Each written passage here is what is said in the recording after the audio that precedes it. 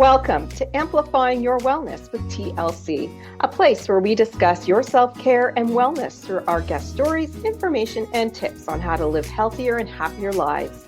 We are Twin Life Coaching and Business Services with your host, myself, Tara Lehman, and my business partner and sister, of course, Barb Schutz. We care about increasing awareness around self-care and mental health through our podcasts, coaching, and more. To find about all of our services and our community, please visit us at twinlifecoaching.ca. As a reminder, this podcast is for sharing of stories and information only and is not intended to be or replace any medical advice you are seeking or have received. So today we're welcoming Erica Buchholz, a professional speaker and coach on anti-burnout solutions for teams and individuals, who also encourages creative solutions through play, laughter, and joy. Welcome to the show, Erica. Yay! Thank you so much for having me. We're so happy you're here. Yeah. Can you first tell us a little bit about your background, just about the topic of self-care in general? Absolutely. So my background is I have a PhD in applied developmental psychology, which really means how people grow and change over their lifespan. I worked with kiddos for a really long time, and then I started helping grown-ups too. Apparently grown-ups are not great at self-care, which I learned when I became a grown-up. And Right? therefore, I had to learn very, very much very quickly. And so now I help people who are experiencing burnout or who would like to prevent it from coming around anyway. Yeah. We love that. We need that because, as you know, I also work with leaders, and there's so many burnout and stress over in that area as well. So burnout's a great topic and really important to many people. So tell us why is burnout that important to you? Because I know when we all become adults, we experience it, but I'm wondering why this topic for you? Yeah, I found that when you look at the problems facing industries today, burnout tends to be the number one, right? It impacts physicians, it impacts every kind of caregiving professional out there, it impacts teachers, it impacts entrepreneurs, it's impacting literally everyone. So knowing that and knowing my background in positive psychology and helping, I mean, I've worked in caring professionals my whole career. And so I went through my own burnout, of course, twice, and had to be like, what is going on here? What am I supposed to do about this? Because I had no resources. No one was there talking about it at all. I didn't even know that's what I was going through. Right? You have all these labels you attach, like I have a bad boss, I have a toxic work environment, I'm anxious, I've just got a million things on my plate. But ultimately, burnout is an actual like mental state that absolutely pulls all of your energy and it changes the way that you think. So when I realized I was going through that, it wasn't even just the fact that I had a bad boss and a bad work environment and a million things on my plate. I actually cognitively couldn't show up the way that I normally would. And when I realized that was happening, put on the brakes. We must stop this. This is not okay. And so I've been on a pretty lengthy journey here about how do you get out of burnout and then how do you prevent it from happening again?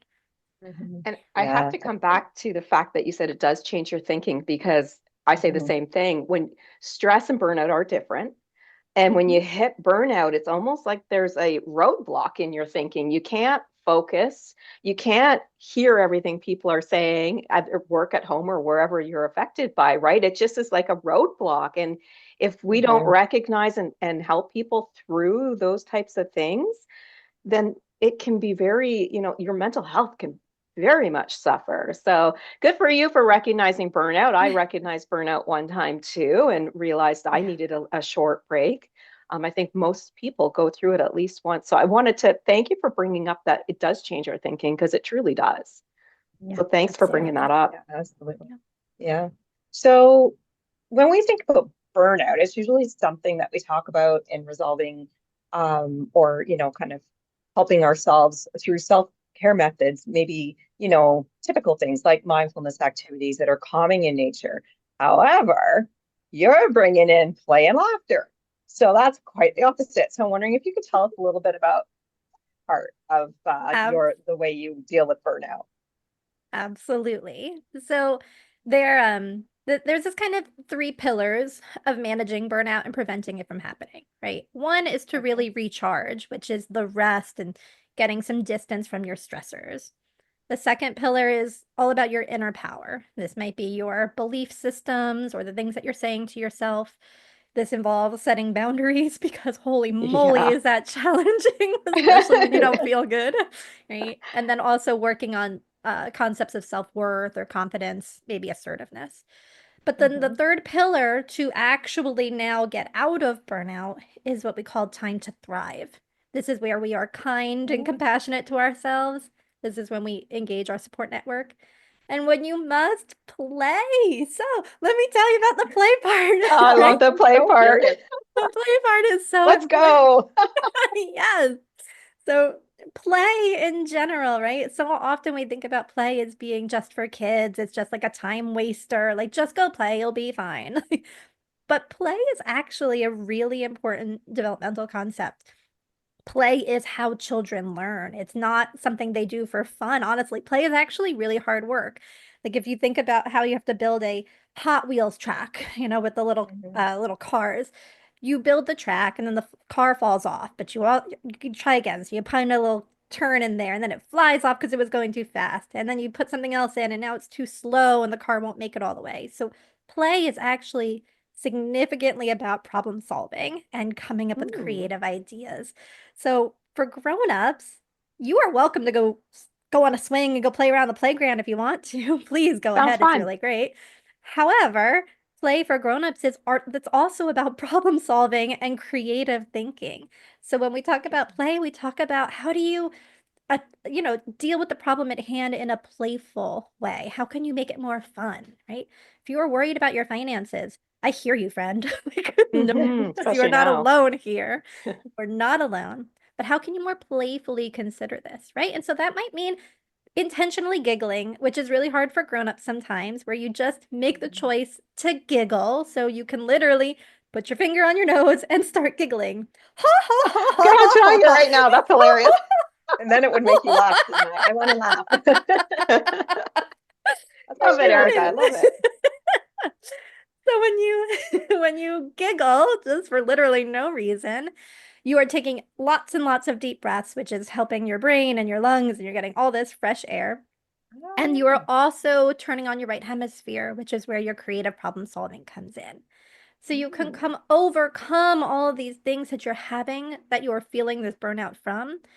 I won't say that giggling just solves your bad boss, but No. giggling and laughter and play can help you come up with new ideas of how to deal with it, right? Maybe you see it in a new perspective. You see the boss is probably also really afraid of something too. It's probably not about you, right? And Mm. the toxic work environment is probably because, funding in many, many companies right now is really on shaky ground. So that's really Hmm. Right. stressful.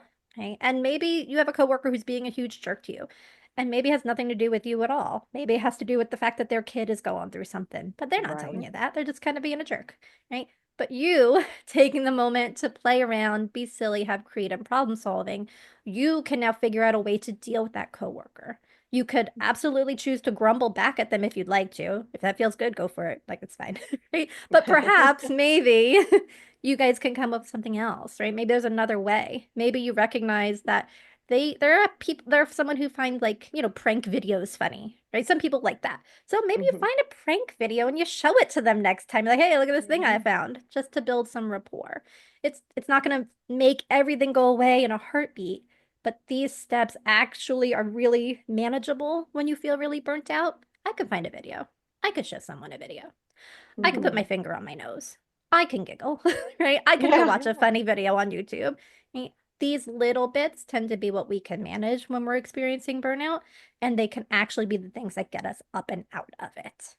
Oh, wow. That's interesting. That's interesting thought because you don't really think about play of critical problem solving, but it is, you're right. Like that totally makes Mhm. sense. And then it also, yeah, like you said, it's going to help you put the perspective that maybe it's my boss that's got the issue, not me, right? And you can't change them, but you can change you.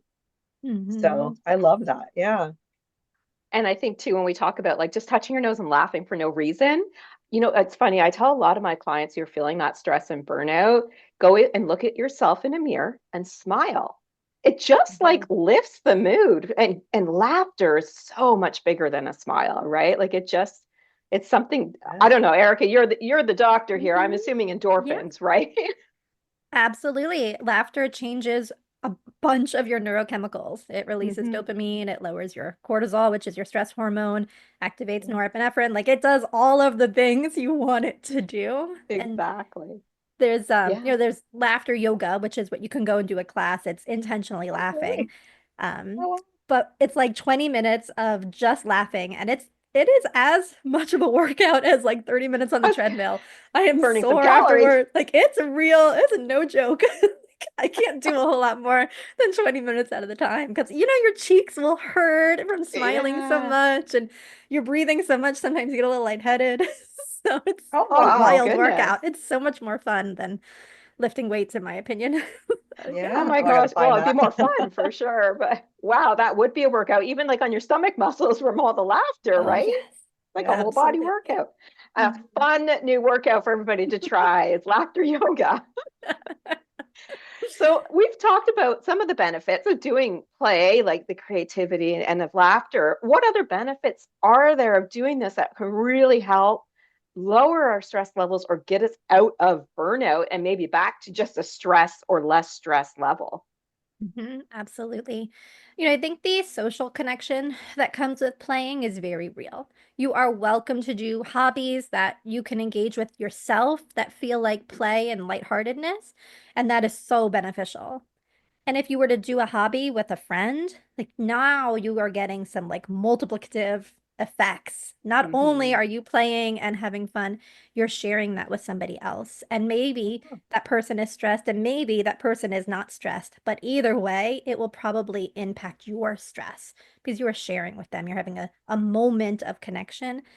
And a lot of times when you are kind of going down and down and down into burnout, a lot of times what we do is isolate, thinking, ugh, nobody wants to hang out with Mm. me anyway. Ugh, this is too hard. I don't want to get off the couch. Netflix is way better than going bowling or whatever, Mhm. right? But being really intentional and knowing this is hard to do, to go hang out with another human, but it's going to be so helpful. That can sometimes be enough of the spark to get you out there. Mhm. And Mhm. honestly, to get out of burnout, you don't need huge, like major steps. You need a couple of small, really manageable steps that will help you feel like you're climbing back up and out. And once you get some momentum going, it's much faster. But those first few Mhm. steps, I acknowledge, can be really tough. Mhm. And Yeah. it's the Wow. motivation, right? Yeah. It's really trying to push ourselves to be motivated to do it. I mean, I will be honest. We were Mhm. just talking before we started about how horrible it is outside. I mean, yes, this is probably released much later than when recording, but there's a lot of snow up here in Canada, and we're getting another foot of it this weekend. And it's really difficult to motivate yourself even to go outside for a walk because clearly we don't want to necessarily be on the roads. And so I'm thinking, what can I do to bring out the play? Yeah. While I'm stuck inside, so to speak. What Mhm. are your thoughts on that, Yeah. Erica? I'm just curious. I really love a good Zoom party. Do you remember We're having a in the fun one Yeah. now. Yeah. We're having one right now. remember like during the pandemic when we just could not be in either each other's homes or in spaces. So people would put on Zoom and just hang out on Zoom, right? Mhm. That totally counts when it's cold outside, right? Oh yeah. My kiddo was younger when during the pandemic, and so he would get on like a Zoom play date, and he would run up to the camera and hold up one of his toys and be like, "Look what I have!" And the kid would be like, Oh, fun. "Wow!" And then they would run and go get a toy and come back to the screen and say, "Look what I have!" And my kid Oh, would be like, "Wow! Wait a minute!" And then he'd go run and grab another toy. Look what I have! And like that's all they would do for the like 10 minutes they were on. Little show and So tell. yeah, so I tried that with grown-ups and it works. Like, oh, look at this thing I'm crocheting. Look where I'm at.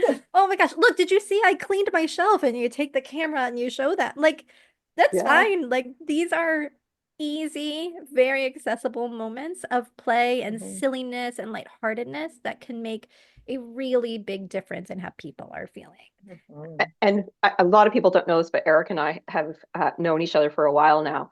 And one of the first times I met Erica on Zoom, she had pom-poms. And she was just shaking those pom. There they are right now. I know our audience can't see them, but these bright blue pom-poms. And it was just, it makes the conversation fun and light. And if you are stressed and burnout, you know, those little things can help. I'd love that you talked about the show and tell, and that's what made me think of the pom-poms that you, you And I love a awesome. good silly hat, right? No matter what you're doing, just wear a silly hat. You know, wear a silly I hat love on it. Zoom, wear a silly hat to the grocery store. Like, it's fine. Like, you're going to feel silly, but think about the joy you are spreading in that moment, right? Mhm. Everyone who sees your silly hat, they're in. They're like, yes, that hat is silly. And it's Yeah. easy and it helps them feel better too. Oh, Awesome. that's great. So what if we're like, so kind of tapping on to that, if we're so deep into our own burnout and we really can't, you know, come up with those play, or things like even just we just don't want to laugh, what are some things that we can bring into our day or already have tools that we can just grab, like, that we have access to? What sort of things would you recommend for Mhm. that? The best one is just the breathing. Just breathe, right? Make a Hmm. purpose. Mhm. Breathe in for 2 counts, breathe out for 2 counts, and just do that as many times as you can. Okay. From there, you can do so much more, and you don't have to do any more either. Hmm. When it's so, you feel so, for me, it's always like a really big, heavy, wet blanket feeling. Like I just cannot get up and I cannot move. Everything is too hard. Yeah. Okay, that's okay. You Mhm. can maybe send an email to a friend and say, I'm about to eat another tub of ice cream. Could you DoorDash me something healthy? That way you don't even have Hmm. to make a Excellent. decision about what that is. You don't have to see anyone. You don't even have to see Yeah. them. You are building your support network a little bit. Ooh, did you guys know there's this concept that's relatively new for me called asking for help? Oh, What? yes. What? What's that? This is brand new for me. Learning how to do this, where you ask people for what you need. Like Hmm. it's actually great. I always really very nervous to do it because then I might look weak or they might think something bad of me. But actually, every time I've asked for help, even the little things like please send me food, right? People are Mhm. Yeah. so happy to do it. People say to you like, let me know how I can help. But you don't know how to help, how they can help. You don't know what you need either, right? But if Yeah. you do Yeah. have that inkling, like, oh man, I wish someone would Yeah. sweep this floor, right? Hmm. Yes. I mean, I know for me, if someone asked me and said, "Oh my God, my floors are so gross, they're stressing me out." And if I could say, "Can I come sweep your floor?" and they would say yes, like I would be there in a heartbeat and I'd bring Right. brownies. Like, come on. Like, I wish of you lived course. closer. I will come to your house and sweep your floor. I'm happy to do so, whatever you need, even with the 75 feet of snow you guys have, right? Like, whatever you need, people want to be there for you. And as uncomfortable, I know for me it is to ask for help, every time I've done it, it has felt really good and really supportive. I've never had Mhm. someone be like, no, I'm not helping you. Like, I've never Yeah. had that. Yeah. If you have, tell me about it. I'd love to hear what happened next, but I've never had that happen yet. Yeah, probably because a lot of us don't actually reach out for help. We don't ask. And when people do ask, the other person is probably realizing, oh, I wish I had asked when I felt like that. So, I'm going to go over and help them because clearly they're reaching out. They need something, right? So I think it kind of also triggers that person go, I wish I had done that. And maybe that's why Mhm. there's so many people yeah, yeah, I'll come and help you. Don't worry about it. Right. Mhm. Absolutely. And I think a lot of times that we are afraid to ask because we're going to look like we're weak. But I want to come back to a word you said a few times now, Erica, which is it's about choice. We can Yeah. choose to ask, and it's okay. And if someone says no, they're probably not the only person in your network you can ask, right? I mean, there's got Yes. to be someone else. I mean, I'm going to call Erica and she's going to fly to Canada so that she can clean Yeah. my house Yeah. and bring me brownies, Fine. apparently. Yeah. As long as you like brownies, if you prefer Oh, cookies, yes. I'm open. Chocolate. I'm all chocolate. So I just wanted to ask you then about choice. Like how can we make those choices when we are really deep? I mean, you've been there, we've been there. It's difficult to even make the choice to say, I'm going to call, Erica and ask. And although ask for help is one of those things we all know we should be doing. I mean, I Mhm. say it all the time to clients out there, like ask for help. Um, how do we get the courage to realize it's okay and we have the ability to make the choices to get out of burnout when we are there? Mhm. I think finding one true sentence for yourself is powerful. Like, Oh. I'm worthy of being helped, right? And if that Mhm. feels like too much, you could say something like, I don't smell bad, right? Like, whatever you Ah, need to say to make you have that little bit of, like, yeah, that's right. I am Mhm. good. I am okay. I'm not the worst human to ever walk this planet, or whatever you're saying yeah. to yourself.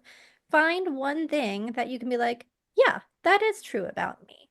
And just use that as the building block. Yeah, Oh, my smile is pretty freaking awesome. Yeah. And then you just say that to yourself a few times a day.